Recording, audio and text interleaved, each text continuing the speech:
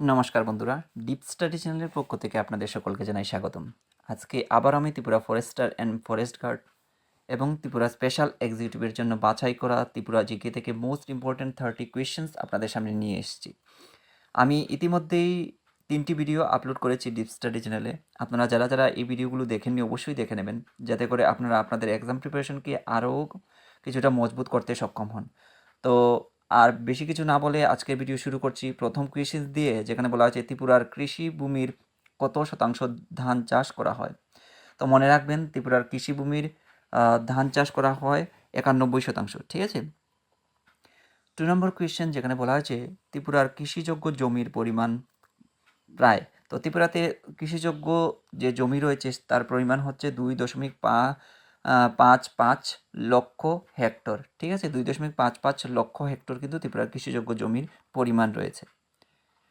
তারপর আমরা মুভ করছি 3 নম্বর কোয়েশ্চেনের দিকে, যেখানে বলা হচ্ছে ত্রিপুরার সর্বাধিক বৃষ্টিপাতযুক্ত স্থানটির নাম কি। খুব ইম্পর্টেন্ট কোয়েশ্চেন, অবশ্যই মনে রাখার চেষ্টা করবেন।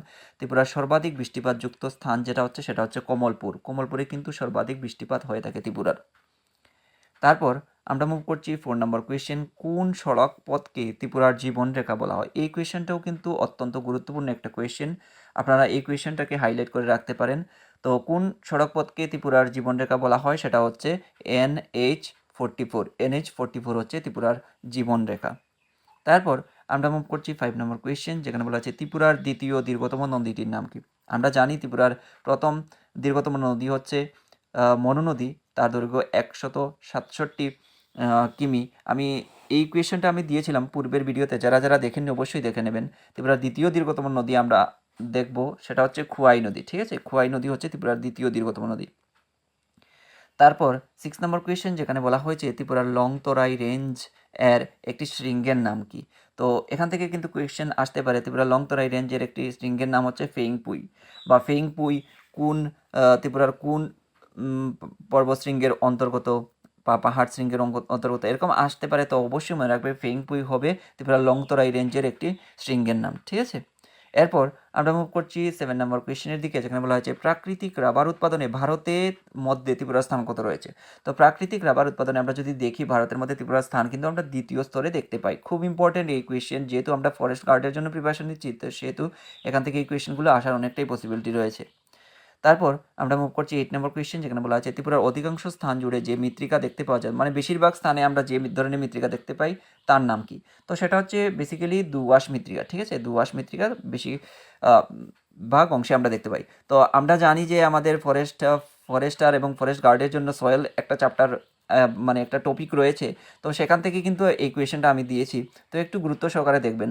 আমি সবগুলো টপিকের অ্যাসেম্বল করে দিচ্ছি ত্রিপুরা জিকে স্পেশালি। আমি পরে আমি যখন আরও ভিডিও আপলোড করব তখন মানে কি করব, প্রত্যেকটা টপিক ওয়াইজ দেবো। এখানে আমি ত্রিপুরা জিকে থেকে যেহেতু দিচ্ছি কোয়েশনগুলো, সেহেতু একত্র করে আমি এখানে দিয়ে দিচ্ছি।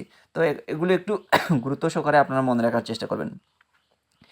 9 নম্বর question, most important question upcoming forest guard আর ফরেস্টারের জন্য। তো একটু গুরুত্ব সহকারে এটা মনে রাখবেন, সামাজিক বনসৃজন শব্দটি প্রথম ব্যবহৃত হয় কবে। এটা কিন্তু আসার অনেকটাই পসিবিলিটি রয়েছে। 1976 সালে কিন্তু সামাজিক বনসৃজন শব্দটি প্রথম ব্যবহার করা হয়েছিল, ঠিক আছে। তারপর আমরা মুভ করছি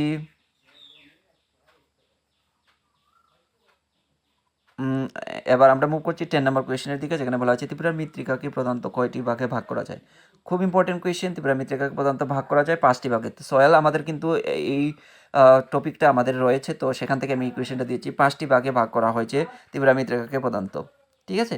এরপর আমরা মুভ করছি 11 নম্বর কোয়েশ্চেন, যেখানে বলা আছে ত্রিপুরার প্রধান বাগিচা ফসলটির নাম কি। ত্রিপুরার প্রধান যে বাগিচা ফসল সেটা রয়েছে দ্বিতীয় স্থানে, আমরা জানি সেটা হচ্ছে রাবার, ঠিক আছে। এরপর আমরা মুভ করছি 12 নম্বর কোয়েশ্চেনের দিকে, যেখানে বলা আছে ত্রিপুরার রেলপথ ভারতের যে রেলপথ বিভাগের অন্তর্গত তার নাম কি। ত্রিপুরার রেলপথ ভারতের যে রেলপথ বিভাগের অন্তর্গত তার নাম কি, সেটা হচ্ছে নর্থ ইস্ট ফ্রন্টিয়ার রেলপথ। নর্থ ইস্ট ফ্রন্টিয়ার রেলপথ হচ্ছে ত্রিপুরার রেলপথ, মানে ওই রেলপথের কিন্তু অন্তর্গত হচ্ছে ত্রিপুরার রেলপথটা।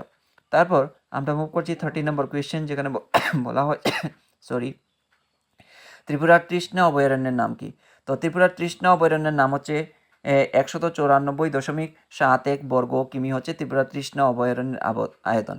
এটাও কিন্তু মোস্ট ইম্পর্টেন্ট একটা কোয়েশ্চেন, আপনারা অত্যন্ত গুরুত্ব সহকারে এই কোয়েশ্চেনের আনসারগুলো মনে রাখার চেষ্টা করবেন। তারপর আমরা মুভ করছি 14 নম্বর কোয়েশ্চেন, যেখানে বলা হচ্ছে ত্রিপুরার মোট উৎপাদিত শক্তির কত শতাংশ প্রাকৃতিক গ্যাস থেকে উৎপন্ন হয়। মোস্ট ইম্পর্টেন্ট কোয়েশ্চেন, আপনারা একটু গুরুত্ব সহকারে কোয়েশ্চেনগুলো, যেগুলো আমি বেসিক্যালি স্টার দিচ্ছি, সেগুলো একটু গুরুত্ব সহকারে দেখবেন। ত্রিপুরাতে মোট উৎপাদিত শক্তির কত শতাংশ প্রাকৃতিক গ্যাস থেকে উৎপন্ন হয়, সেটা হচ্ছে 78%, ঠিক আছে। এরপর আমরা মুভ করছি ভারতের মধ্যে বাঁশ উৎপাদনে ত্রিপুরার স্থান কত। তো আপনারা অনেকেই জানেন এই কোয়েশ্চেন আনসার, আবার অনেকেই জানেন না। তো যারা জানেন না অবশ্যই মনে রাখবেন, ত্রিপুরার মধ্যে বাঁশ উৎপাদনে কিন্তু প্রথম স্থান অধিকার করেছে ভারতের মধ্যে, ঠিক আছে। এবার আমরা মুভ করছি 16 নম্বর কোয়েশ্চেন, যেখানে বলা হচ্ছে ত্রিপুরাতে গড় বার্ষিক বৃষ্টিপাতের পরিমাণ কত। তো গড় বার্ষিক বৃষ্টিপাত যদি আমরা দেখি, তাহলে সেটা হচ্ছে 2100 মিলিমিটার। 2100 মিলিমিটার হলো ত্রিপুরাতে গড় বার্ষিক বৃষ্টিপাতের পরিমাণ। এটাও কিন্তু ইম্পর্টেন্ট কোয়েশ্চেন আসার অনেকটাই পসিবিলিটি রয়েছে, যেহেতু আমাদের ক্লাইমেট থেকে আমাদের টপিকটা রয়েছে, তো সেখান থেকেই এই কোয়েশ্চেনটা আমি তুলে ধরেছিলাম। তারপর 17 নম্বর কোয়েশ্চেন, যেখানে বলা আছে ত্রিপুরার কোন জায়গাতে বৃষ্টিপাতের গড় পরিমাণ সর্বনিম্ন। তো ত্রিপুরাতে যদি আসে কোন জায়গাতে বৃষ্টিপাতের পরিমাণ সর্বনিম্ন, আমি এই ধরনের দুটো কোয়েশ্চেন দিয়েছি। সর্বোচ্চ হচ্ছে কোন জায়গা, কমলপুর, আমি দিয়েছি এই ভিডিওর মাধ্যমেই দিয়েছি, তো দেখে নেবেন। আর সর্বনিম্ন যদি আমরা দেখি, সেটা হচ্ছে সোনামুড়াতে, আর সর্বোচ্চ হচ্ছে কমলপুরে, সর্বনিম্ন হচ্ছে সোনামুড়াতে, ঠিক আছে।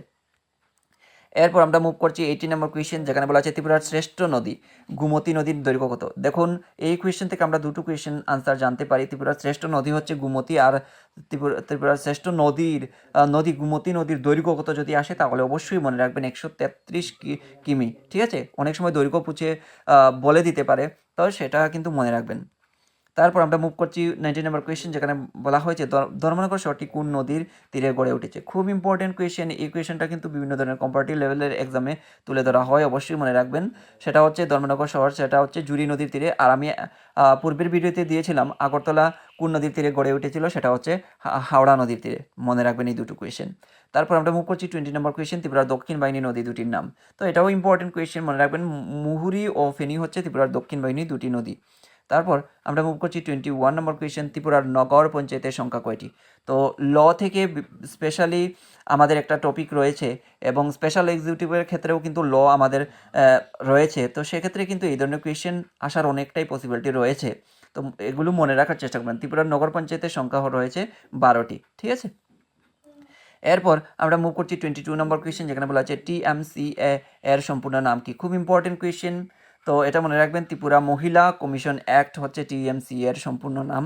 তারপর আরেকটা জিনিস খুব ইম্পর্টেন্ট, যেটা আমরা বেসিক্যালি আমরা এক্ষুনি ত্রিপুরাতে খুব বেশি সরব দেখতে পাওয়া যায়, বা আগেকার সময়ে আমরা তত বেশি এই ব্যাপারে আমরা জানতাম না, কিন্তু এখনকার সময়ে সবাই সচেতন, সবাই এই বিষয়ে আমরা জানি। TRIA এর সম্পূর্ণ নাম কি। Tripura right two information act, অর্থাৎ আমরা কি করতে পারি, আমাদের ইনফরমেশন জানার বা তথ্য জানার যে অধিকার বা বিষয়টা রয়েছে, সেটা কিন্তু আমরা জানতে পারি। তো এই যে TRIA এর সম্পূর্ণ নাম কি, এটা কিন্তু এক্সামে আসতে পারে, তো সেক্ষেত্রে একটু গুরুত্ব সহকারে মনে রাখবেন, Tripura right two information act, মানে তথ্য জানার অধিকার কিন্তু আমাদের রয়েছে। এবার আমরা মুভ করছি 24 নম্বর কোয়েশ্চেন, যেখানে বলা হয়েছে ভারতের স্বাধীনতা লাভের দশকে ত্রিপুরায় কখন জনগণনা হয়েছিল।